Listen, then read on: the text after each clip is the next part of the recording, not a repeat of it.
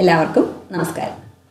ഇന്നത്തെ ക്ലാസ്സിൽ നമ്മൾ നോക്കാൻ പോകുന്നത് മൂന്നാമത്തെ മൊഡ്യൂളിലെ മൂന്നാമത്തെ പാഠത്തിലെ ഹോട്ടൽ റിസർവേഷൻ പ്രോസസ്സ് എന്നുള്ള ടോപ്പിക്കാണ്.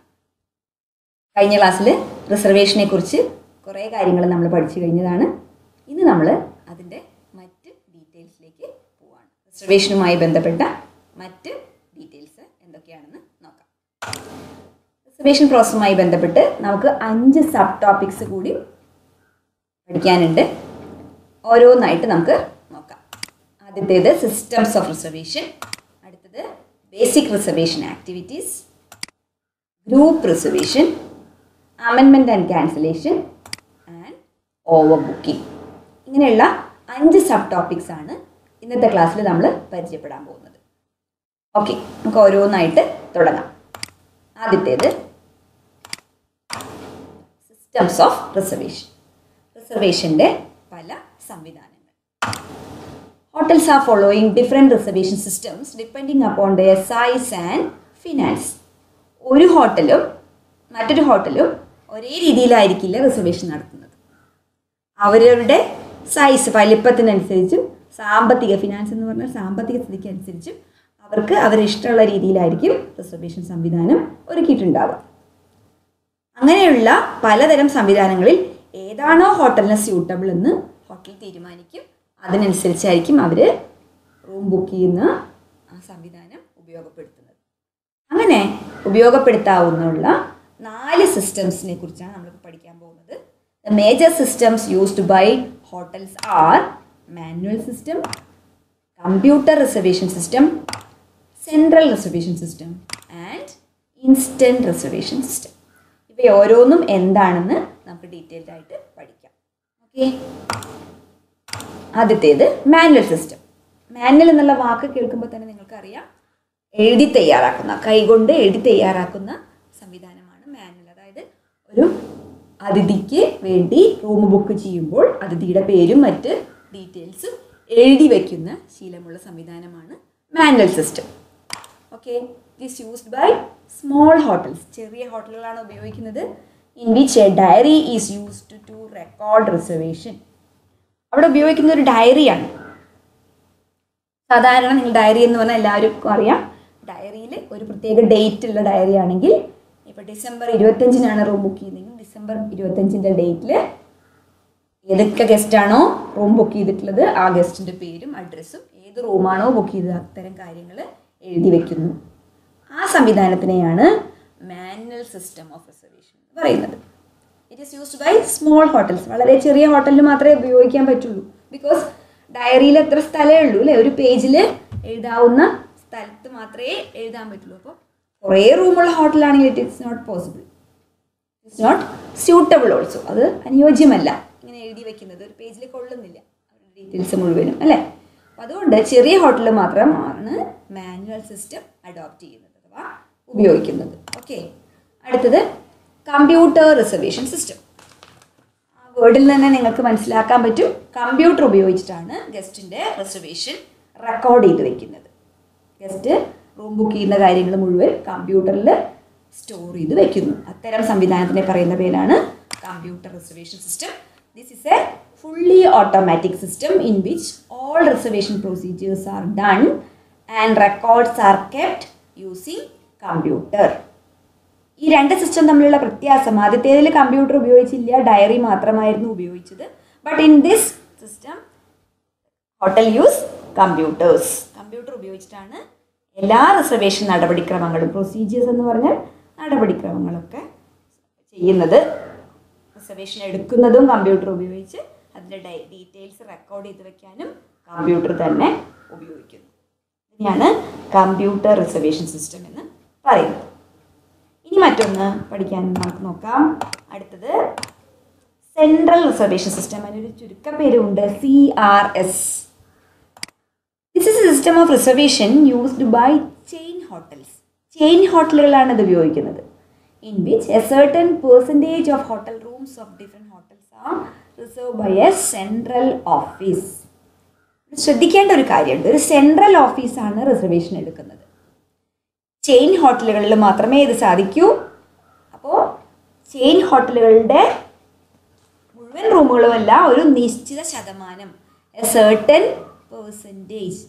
ഒരു എക്സാമ്പിൾ പറഞ്ഞാൽ 100 റൂമുള്ളൊരു ഹോട്ടലാണെങ്കിൽ അതിൻ്റെ 10% ആണ് സെൻട്രൽ ഓഫീസ് എടുക്കുന്നതെങ്കിൽ 10 റൂമുകൾ ബുക്ക് ചെയ്യുന്നത് ഒരു സെൻട്രൽ ഓഫീസാണ്. മനസ്സിലാകുന്നുണ്ടോ? ആ സംവിധാനമാണ് സെൻട്രൽ റിസർവേഷൻ സിസ്റ്റം. അഥവാ കുറേ അധികം ചെയിൻ ഹോട്ടൽ എന്ന് പറഞ്ഞാൽ കുറേ ഹോട്ടലുകളുടെ ഒരു കണ്ണിയാണ്, ചെയിനാണ്. ഈ ചെയിൻ ഹോട്ടലുകൾക്ക് എല്ലാമായി ഒരു സെൻട്രൽ ഓഫീസ് ഉണ്ടായിരിക്കും.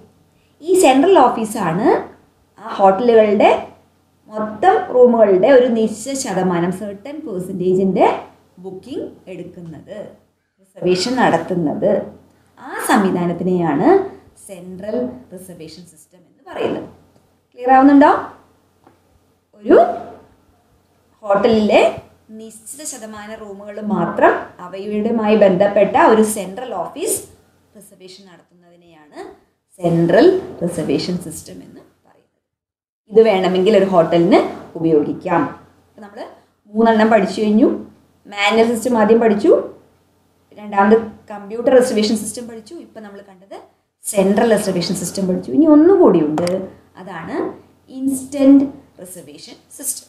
ഇതിൽ it is used by chain hotels also. ഇതും ചെയിൻ ഹോട്ടലുകൾക്ക് മാത്രമേ ഉപയോഗിക്കാൻ പറ്റുള്ളൂ. It is a system used by chain hotels in which reservation is done to a far off hotel from the hotel where a guest stays. ഒരു guest താമസിക്കുന്ന ഒരു ഹോട്ടലിൽ നിന്ന് ഫാർ ഓഫ് എന്ന് പറഞ്ഞാൽ ദൂരെയുള്ളൊരു ഹോട്ടലിലേക്ക് ബുക്കിംഗ് അഥവാ റിസർവേഷൻ എടുക്കുന്നതിനെയാണ് ഇൻസ്റ്റൻറ്റ് റിസർവേഷൻ എന്ന് പറയുന്നത്. ഇൻസ്റ്റൻറ്റ് എന്ന് പറഞ്ഞാൽ പെട്ടെന്ന് ചെയ്യുന്നതാണ്. ഒരു എക്സാമ്പിൾ പറഞ്ഞാൽ, കോഴിക്കോട് വന്ന് താമസിക്കുന്ന ഒരു അതിഥിക്ക് പെട്ടെന്നാണ് ഡൽഹിയിൽ പോകേണ്ട ഒരു ആവശ്യം വരുന്നത് എങ്കിൽ ഡൽഹിയിലെ ഒരു ഹോട്ടലിൽ റൂം ബുക്ക് ചെയ്യാനായി ഹോട്ടലിനെ സമീപിക്കുമ്പോൾ ഹോട്ടലിന് ബന്ധമുള്ള ചെയിൻ ഹോട്ടലിൽ, ഡൽഹിയിലുള്ള ചെയിൻ ഹോട്ടലിൽ ഒരു റൂം ബുക്ക് ചെയ്ത് കൊടുക്കുന്നു. ഹോട്ടൽ ഫ്രണ്ട് ഓഫീസാണ് അത് ചെയ്ത് കൊടുക്കുന്നത്, അഥവാ ഫ്രണ്ട് ഓഫീസിലെ റിസർവേഷൻ സെക്ഷനാണ് അത് ചെയ്ത് കൊടുക്കുന്നത്. അത്തരം സംവിധാനത്തിന് പറയുന്നതാണ് ഇൻസ്റ്റൻറ്റ് റിസർവേഷൻ സിസ്റ്റം. ഇങ്ങനെയാണ് 4 തരം റിസർവേഷൻ സംവിധാനങ്ങൾ ഉള്ളത്. ഇവ നാലും ഒരു ഹോട്ടൽ ഉപയോഗിച്ചുകൊള്ളുന്നില്ല. അവർക്ക് ഏതാണോ സ്യൂട്ടബിൾ, ഓരോ ഹോട്ടലും അവർക്ക് ഏതാണോ സ്യൂട്ടബിൾ അവ ചിലപ്പോൾ ഒന്നായിരിക്കാം, അല്ലെങ്കിൽ 1 or 2 ഉപയോഗിക്കാം. ഇതിനെയാണ് സിസ്റ്റംസ് ഓഫ് റിസർവേഷൻ എന്നുള്ള ടോപ്പിക്കിൽ നമുക്ക് പഠിക്കാനുള്ളത്. ക്ലിയർ ആയോ? പ്രധാനമായും 4 തരം സിസ്റ്റംസ് ഓഫ് റിസർവേഷൻ ഉണ്ട്. ഓരോ ഹോട്ടലും അവരുടെ സാമ്പത്തിക സ്ഥിതിക്കും അവരുടെ വലിപ്പത്തിനും അനുസരിച്ച് അവർക്ക് അനുയോജ്യമായത് തിരഞ്ഞെടുത്ത് ഉപയോഗിക്കുന്നു. ഓക്കെ, അടുത്ത ടോപ്പിക്കിലേക്ക് പോവാം. അതാണ് ബേസിക് റിസർവേഷൻ ആക്ടിവിറ്റീസ്. റിസർവേഷന് പൊതുവായ ചില പ്രവർത്തനങ്ങളുണ്ട്. എല്ലാ ഹോട്ടലുകളും ഒരേ രീതിയിലല്ല റിസർവേഷൻ നടത്തുന്നത്, എങ്കിലും പൊതുവായി അവർ ഉപയോഗിക്കുന്ന ചില പ്രവർത്തനങ്ങളെയാണ് ബേസിക് റിസർവേഷൻ ആക്ടിവിറ്റീസ് എന്നുള്ള പേരിൽ നമ്മൾ നോക്കാൻ പോകുന്നത്. Different hotels may adopt different systems and documents for receiving reservation. Reservation receive ചെയ്യാനായിട്ട് വിവിധ തരത്തിലുള്ള സംവിധാനങ്ങളായിരിക്കാം, അല്ല വിവിധ തരത്തിലുള്ള ഡോക്യുമെൻറ്റ്സ് ആയിരിക്കാം ഉപയോഗിക്കുന്നത്. However, the basic procedure involved in the reservation process is similar for all the hotels.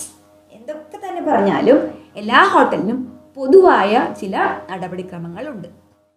ഈ പൊതുവായ പ്രവർത്തനങ്ങളെ പറയുന്ന പേരാണ് ബേസിക് റിസർവേഷൻ ആക്ടിവിറ്റീസ്. ക്ലിയർ ആവുന്നുണ്ടോ? Following are the basic activities of reservation process in a hotel. ഒരു ഹോട്ടലിൽ നടത്താവുന്ന അടിസ്ഥാനപരമായ റിസർവേഷൻ്റെ പ്രവർത്തനങ്ങളെയാണ് നമ്മളിപ്പോൾ ഒരു ഫ്ലോ ചാർട്ടായിട്ട് പഠിക്കാൻ പോകുന്നത്. ഇതിൽ 7 സ്റ്റെപ്പുകളുണ്ട്. റിസർവേഷനുമായി ബന്ധപ്പെട്ട് ഒരു ഹോട്ടൽ നടത്തേണ്ട 7 സ്റ്റെപ്പുകളാണ് ബേസിക് റിസർവേഷൻ ആക്ടിവിറ്റീസ് എന്ന് പറയുന്നത്. അതിൽ ഒന്നൊന്നായിട്ട് വേണം ചെയ്യാൻ. 1ാമത്തെ സ്റ്റെപ്പിന് ശേഷമാണ് 2ാമത്തെ സ്റ്റെപ്പിലേക്ക് കയറുക.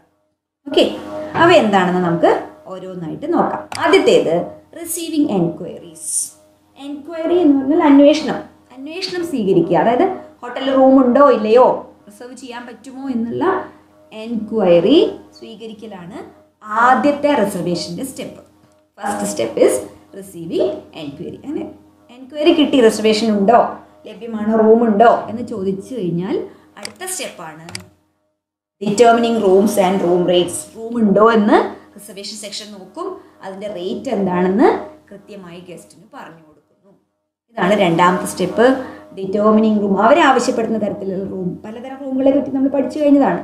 സ്യൂട്ട് റൂമോ, സിംഗിൾ റൂമോ, ഡബിൾ റൂമോ, ക്വാഡോ, ഏതാണോ അവർക്ക് ആവശ്യം അത്തരം റൂമുകൾ ഇവിടെ ലഭ്യമാണോ, അവർ പറഞ്ഞ ഡേറ്റിൽ ഉണ്ടോ, അതിൻ്റെ റേറ്റ് എന്താണ്, ഇത്തരം കാര്യങ്ങൾ ഗസ്റ്റുമായി ഡിസ്കസ് ചെയ്യുന്നതിനെയാണ് പറയുന്നത് determining rooms and room rates.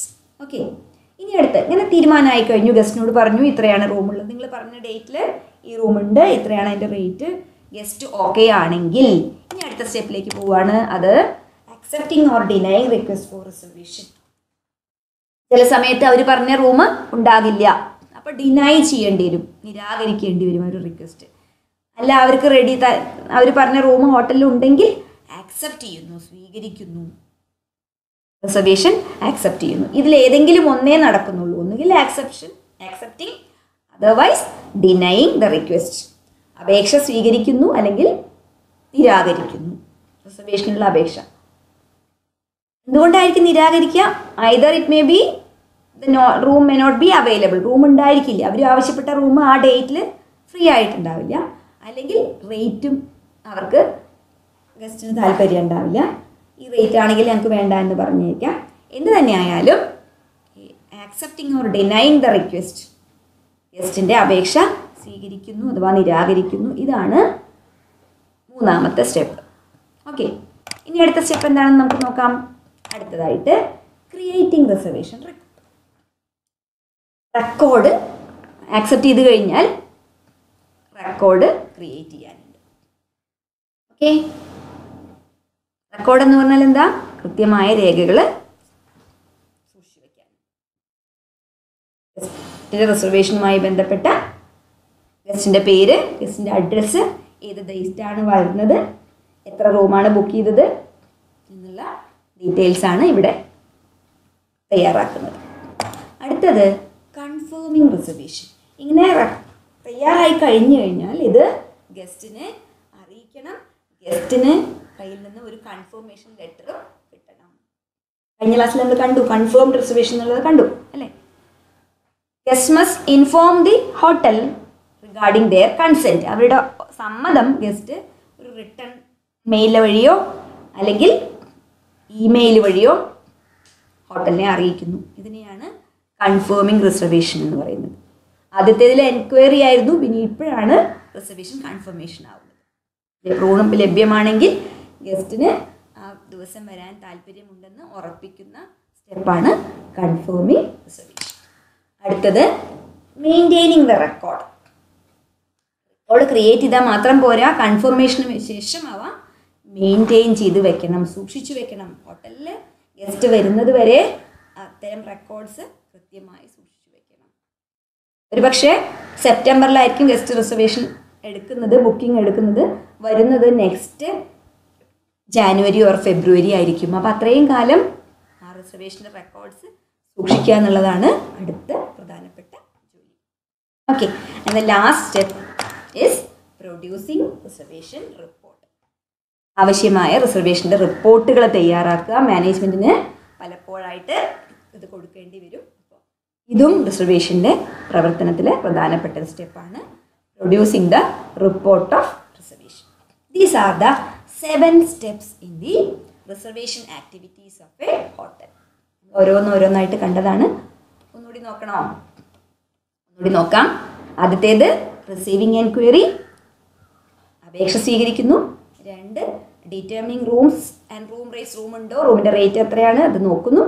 Accepting or ഡിനൈയിങ് request, അപേക്ഷ സ്വീകരിക്കാമോ അല്ലെങ്കിൽ നിരാകരിക്കണോ എന്ന് തീരുമാനിക്കുന്നു. അടുത്തത് ക്രിയേറ്റിംഗ് റിസർവേഷൻ റെക്കോർഡ്.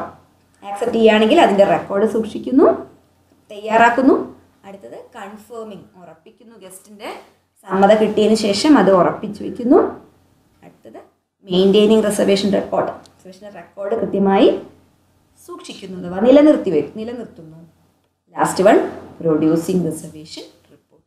കൃത്യമായ റിസർവേഷൻ്റെ റിപ്പോർട്ട് തയ്യാറാക്കുന്നു.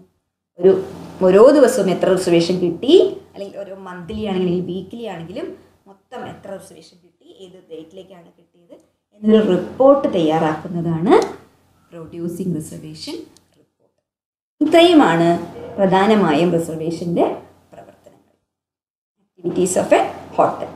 ഓക്കെ, ഇനി നമുക്ക് അടുത്ത ടോപ്പിക്കിലേക്ക് പോകാം. Group reservation. റിസർവേഷനുമായി ബന്ധപ്പെട്ട് ഹോട്ടലിൽ നടക്കുന്ന പ്രധാനപ്പെട്ട റിസർവേഷനാണ് ഗ്രൂപ്പ് റിസർവേഷൻ. ഇവിടെ സാധാരണ പോലെയല്ല ഗ്രൂപ്പ് എന്ന് പറയുന്നത്. ഹോട്ടലിലൊരു ഗ്രൂപ്പ് എന്ന് പറഞ്ഞാൽ എന്താണെന്ന് അതിന് പ്രത്യേകതയുണ്ട്. സാധാരണ നമ്മൾ ഗ്രൂപ്പ് എന്ന് പറഞ്ഞാൽ 4 പേര് അല്ലെങ്കിൽ 5 പേരൊക്കെ ഗ്രൂപ്പ് എന്ന് വിളിക്കാം. പക്ഷെ ഹോട്ടലിൽ വ്യത്യാസമുണ്ട്. അതുകൊണ്ട് തന്നെ ഗ്രൂപ്പ് റിസർവേഷന് അതിൻ്റേതായിട്ടുള്ള പ്രാധാന്യവും ഉണ്ട്.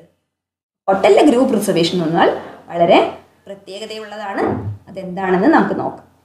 Okay, first one, A group is a body of 15 person or more. 15 അതിലധികമോ ആളുകൾ ഉണ്ടെങ്കിൽ മാത്രമേ ഹോട്ടലിൽ ഒരു ഗ്രൂപ്പ് ആകുന്നുള്ളൂ. അതുകൊണ്ട് തന്നെ അത് വളരെയധികം ശ്രദ്ധിക്കേണ്ട ഒരു സംവിധാനമാണ് ഗ്രൂപ്പ് റിസർവേഷൻ. 15 കൂടുതൽ ആളുകൾ ഒരുമിച്ച് വരികയാണ്. So it is an important activity in the case of a hotel. Okay, and group booking constitute a great responsibility on the hotel and needs a great deal of planning and organization. ഇവിടെ 15 കൂടുതൽ ആളുകൾ വരുന്നത് കൊണ്ട് തന്നെ അതിൽ ഭാരിച്ച responsibility, ഉത്തരവാദിത്വം ഹോട്ടലിനുണ്ട്. And needs a great deal of planning, വളരെയധികം പ്ലാനിങ്ങിൻ്റെയും ആവശ്യം വരുന്നുണ്ട്.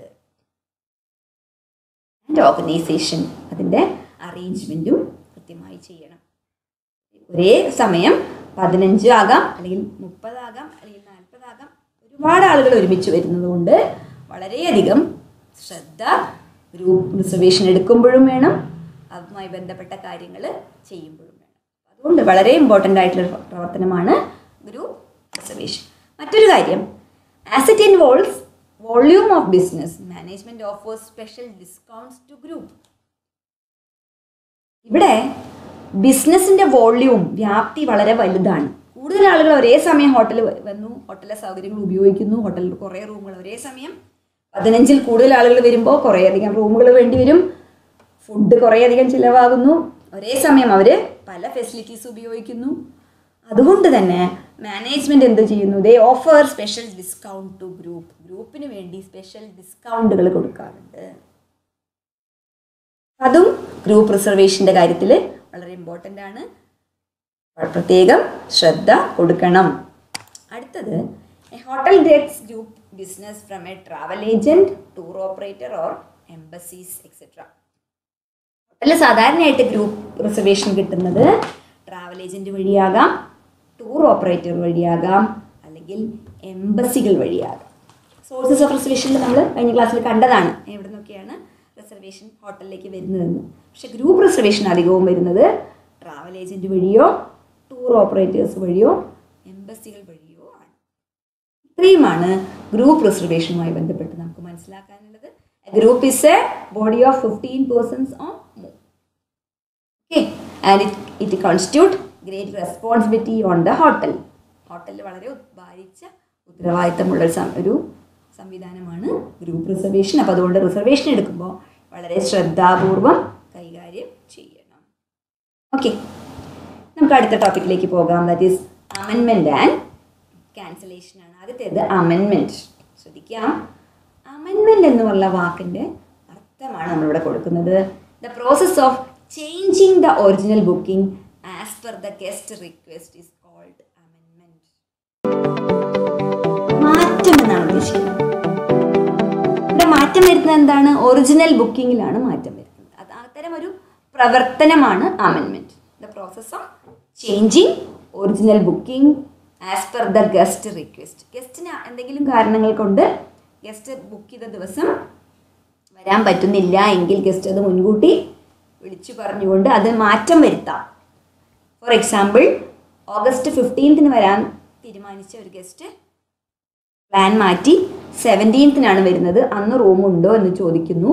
ഉണ്ടെങ്കിൽ അത് ബുക്ക് ചെയ്യാൻ ആവശ്യപ്പെടുന്നു. അങ്ങനെ ചെയ്യുന്ന പ്രവർത്തനത്തിനെയാണ് പറയുന്നത് amendment. It may be change in the date of the booking or change in the number of rooms etcetera. മാറ്റം എവിടെയും വരാം. ഒറിജിനൽ ബുക്കിങ്ങിൽ റൂമുകളുടെ എണ്ണത്തിൽ മാറ്റം വരാം, അല്ലെങ്കിൽ ബുക്ക് ചെയ്ത ഡേറ്റിൽ മാറ്റം വരാം. പക്ഷേ ഇത്തരം മാറ്റങ്ങൾ വളരെ ശ്രദ്ധാപൂർവം കൈകാര്യം ചെയ്യണം. ബുക്കിംഗ് എടുത്തു കഴിഞ്ഞാൽ, റിസർവേഷൻ കഴിഞ്ഞാൽ ആ ഭാഗം ശ്രദ്ധിക്കേണ്ട എന്നല്ല, പിന്നീട് ഗസ്റ്റ് വീണ്ടും ആവശ്യപ്പെടുകയാണെങ്കിൽ അതിനനുസരിച്ച് മാറ്റങ്ങൾ വരുത്തേണ്ടി വരും. അങ്ങനെ മാറ്റം വരുത്തുന്നതിനെ പറയുന്ന പേരാണ് അമെൻമെൻറ്റ് എന്ന്. Okay, it's A process of changing the original booking.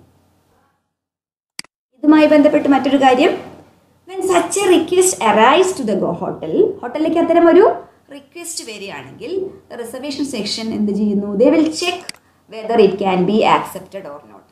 അവർ ശ്രദ്ധിക്കും ഇത് ആക്സെപ്റ്റ് ചെയ്യാൻ പറ്റുമോ ഇല്ലയോ. ഫോർ എക്സാമ്പിൾ, ഗസ്റ്റ് ഉദ്ദേശിച്ചത് നമ്മൾ നേരത്തെ എക്സാമ്പിളിൽ പറഞ്ഞ പോലെ ഗസ്റ്റ് ഉദ്ദേശിച്ചത് വരാൻ ഓഗസ്റ്റ് 15 ആയിരുന്നു. But they request for August 17th, 15 എന്നുള്ളത് മാറ്റി 17ലേക്ക് ആവശ്യപ്പെടുകയാണ്. പക്ഷെ ആ ദിവസം നമ്മുടെ ഹോട്ടലിൽ റൂമൊന്നും ഒഴിവില്ലെങ്കിൽ കൊടുക്കാൻ പറ്റില്ല, സ്വീകരിക്കാൻ പറ്റില്ല അല്ലേ.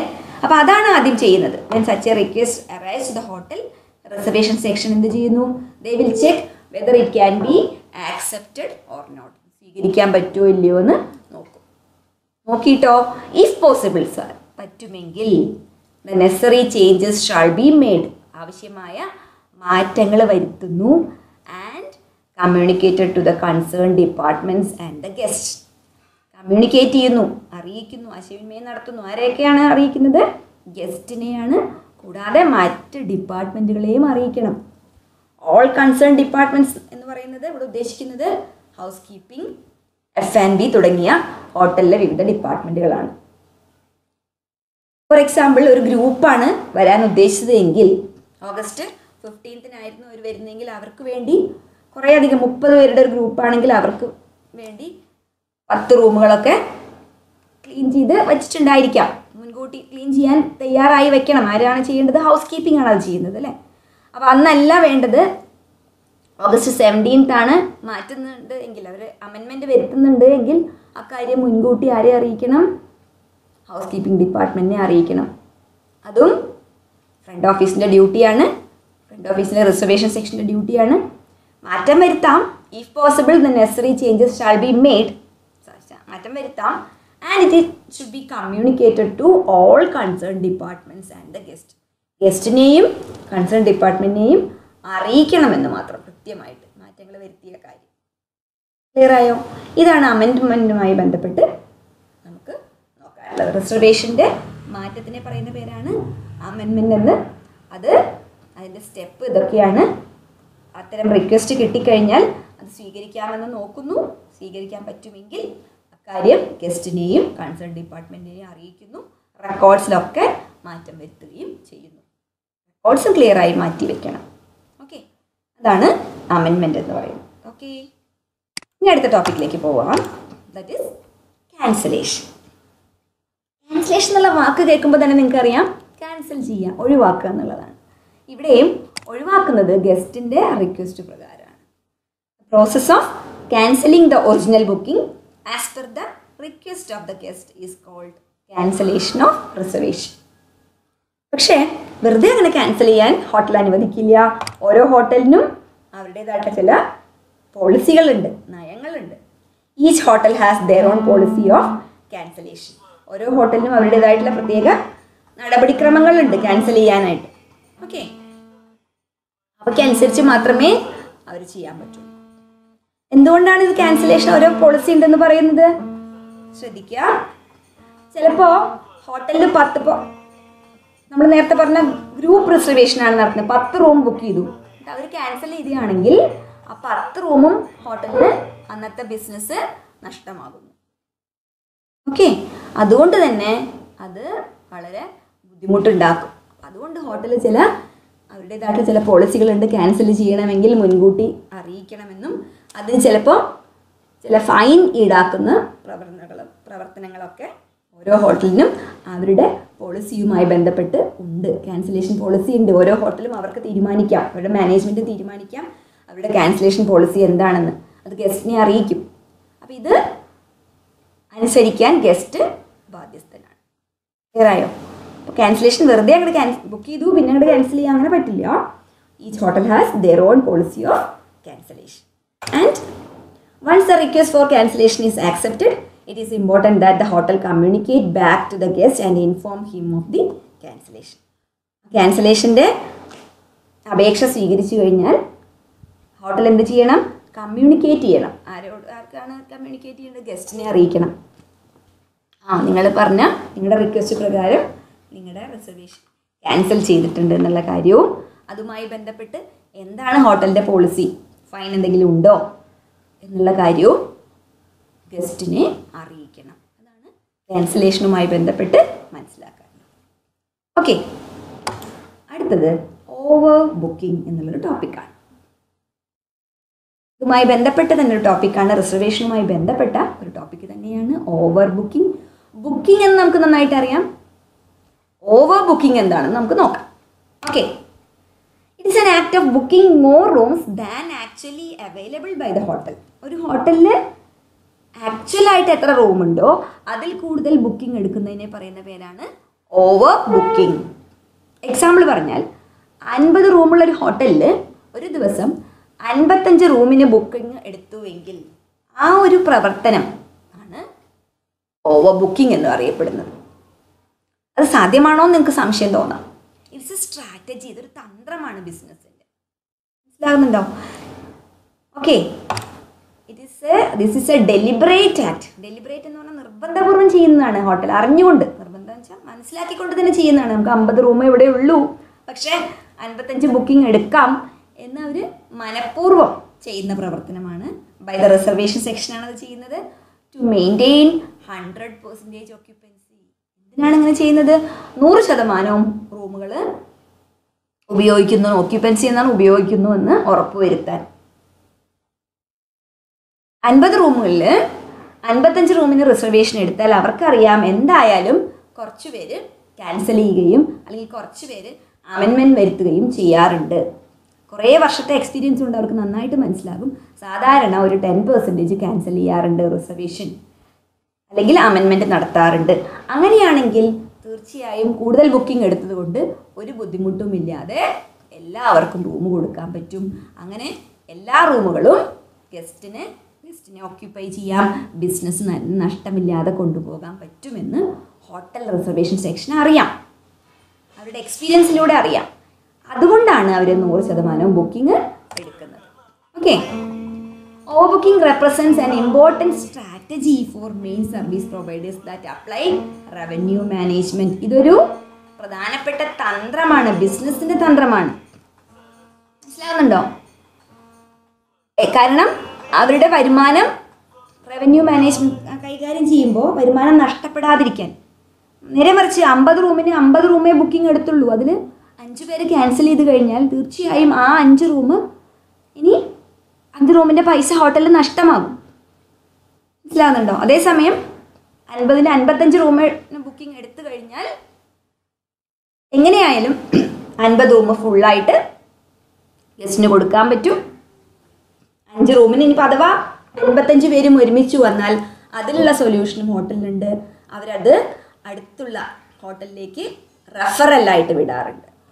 ഓക്കെ, അപ്പോൾ ഇത് ഹോട്ടലുകൾ പരസ്പരമുള്ളൊരു അഡ്ജസ്റ്റ്മെൻ്റ് ആയിട്ടാണ് നടത്തുന്നത്. അത്തരമൊരു പ്രവർത്തനമാണ് ഓവർ ബുക്കിംഗ്.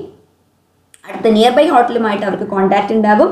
എന്തെങ്കിലും കാരണവശാൽ എല്ലാ ഗസ്റ്റും കൂടി ഒരുമിച്ച് വന്നാൽ അപ്പോൾ അതിനുള്ള അറേഞ്ച്മെൻറ്റ്സ് അവർ ചെയ്യുന്നു.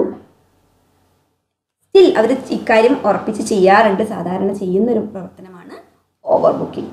ഓവർ ബുക്കിംഗ് എന്താണ്? It's an act of booking more rooms than actually available by the hotel. It's a business strategy. ബിസിനസ്സിൻ്റെ ഒരു തന്ത്രമാണ്. CRM ഒരു സ്ട്രാറ്റജിയാണെന്ന് നമുക്കറിയാം. അതുകൊണ്ട് തന്നെ ഓവർ ബുക്കിംഗ് ഒരു സ്ട്രാറ്റജിയാണ് ടു മെയിൻറ്റെയിൻ 100% ഓക്യുപ്പൻസി. ക്ലിയർ അല്ലേ? ഓക്കെ, ഇനി നമുക്ക് ചെറിയൊരു അസൈൻമെൻറ്റിലേക്ക് പോവാം. എന്താണ് ഇതുമായി ഇപ്പം നമ്മളിന്ന് കുറച്ച് കാര്യങ്ങൾ കണ്ടു. റിസർവേഷൻ പ്രോസസ്സ്, നമ്മുടെ റിസർവേഷൻ ടോപ്പിക് കംപ്ലീറ്റ് ആയി ഇപ്പം അല്ലേ. കഴിഞ്ഞ ക്ലാസ്സിൽ കുറച്ച് റിസർവേഷനെ പറ്റി പഠിച്ചു കഴിഞ്ഞു. ഇന്നത്തെ ക്ലാസ്സിൽ ബാക്കിയുള്ള ടോപ്പിക്സും കൂടി കവർ ചെയ്ത് കഴിഞ്ഞു. അതുമായി ബന്ധപ്പെട്ട് കുറച്ച് അസൈൻമെൻറ്റ്സ് നമുക്ക് ചെയ്യാം. Okay, list out the different systems of reservation used in hotels. ഹോട്ടലിൽ ഉപയോഗിക്കുന്ന പല റിസർവേഷൻ സിസ്റ്റംസ് ഏതൊക്കെയാണെന്ന് ലിസ്റ്റ് ചെയ്യാം. നമ്മൾ പഠിച്ചു കഴിഞ്ഞാണ് 4 എണ്ണം അല്ലേ. അവയുടെ പേരെടുത്ത് എഴുതുക, എന്താണെന്ന് കൃത്യമായിട്ട് എഴുതി നിങ്ങളുടെ ടീച്ചർക്ക് കൺസേൺ സാറിനോ ടീച്ചർക്കോ അയച്ചു കൊടുക്കുക. ഓക്കെ, അടുത്ത ചോദ്യത്തിലേക്ക് പോയാലോ? അതുപോലെ തന്നെ മറ്റൊരു question, draw a flow chart showing the procedure involve in the reservation process. Reservation പ്രോസസ്സുമായി ബന്ധപ്പെട്ട് ഒരു ഫ്ലോ ചാർട്ട് തയ്യാറാക്കുക. നമ്മൾ പഠിച്ചതാണ് ബേസിക് റിസർവേഷൻ ആക്ടിവിറ്റീസ് എന്ന 7 സ്റ്റെപ്പുകളായിട്ട് നമ്മൾ കണ്ടു കഴിഞ്ഞതാണ് ഈ ക്ലാസ്സിൽ അല്ലേ. അവയൊന്ന് വരച്ച് തയ്യാറാക്കുക. മറ്റൊരു ക്വസ്റ്റ്യൻ കൂടിയും, write a short note on over booking. Over booking എന്താണെന്ന് ഒരു ചെറിയ കുറിപ്പ് തയ്യാറാക്കാം. ഇങ്ങനെ 3 അസൈൻമെൻറ്റ്സുമായിട്ട് നമുക്ക് ഇന്നത്തെ ക്ലാസ് നിർത്താം.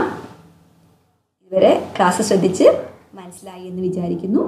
എന്തായാലും എല്ലാവർക്കും ബെസ്റ്റ് ഓഫ് ലക്ക്. നിങ്ങളുടെ ഇമ്പ്രൂവ്മെൻ്റ് എക്സാമിൻ്റെ ഡേറ്റ് വന്നു കഴിഞ്ഞു. അപ്പോൾ ഉഷാറായിട്ട് സെക്കൻഡ് ഇയറിൽ നമുക്ക് പഠിച്ചു പോകണം. ഒപ്പം ഫസ്റ്റ് ഇയറിൽ നമുക്ക് ഇമ്പ്രൂവ് ചെയ്യാനുള്ളത് കൂടി നോക്കാനുണ്ട്. അപ്പം നമ്മൾ നമ്മുടെ പഠന പ്രവർത്തനത്തിൽ മുന്നോട്ട് പോയിക്കൊണ്ടേയിരിക്കുകയാണ്. അത് തുടരുക.